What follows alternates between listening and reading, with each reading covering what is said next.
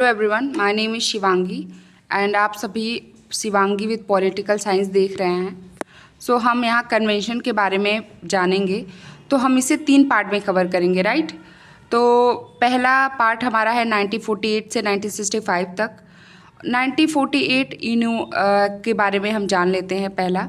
तो 1948 universal declaration of human right, मानव अधिकार की सार्वभौमिक उद्घोषणा। तो यहाँ पे शॉर्ट डिटेल में, foundation of international human rights standard not legally binding adopted in 10 December 1948, right. ये एक चीज़ जान लीजिए कि ये 1948 में आया था और 1948 में लागू भी हो गया था, राइट। ये पहला कन्वेंशन है। दूसरा कन्वेंशन हमारा 1951 है, तो जीनोसाइड कन्वेंशन, जिसे हम नरसंहार सम्मेलन कहते हैं।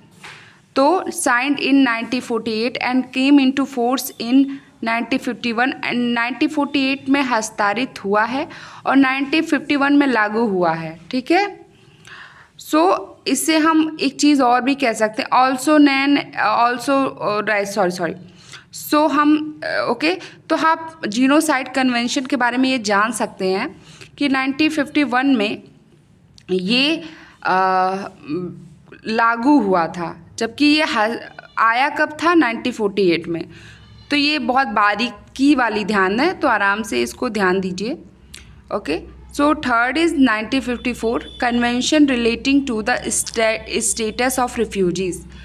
तो 1954 में also known as the 1951 refugees convention और द जेनेवा कन्वेंशन, इसको जेनेवा कन्वेंशन भी कहते हैं, साइंड इन 1951, ओके।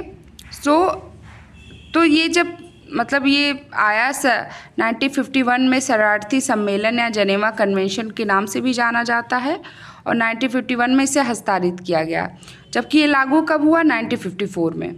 ध्यान देने वाली बात।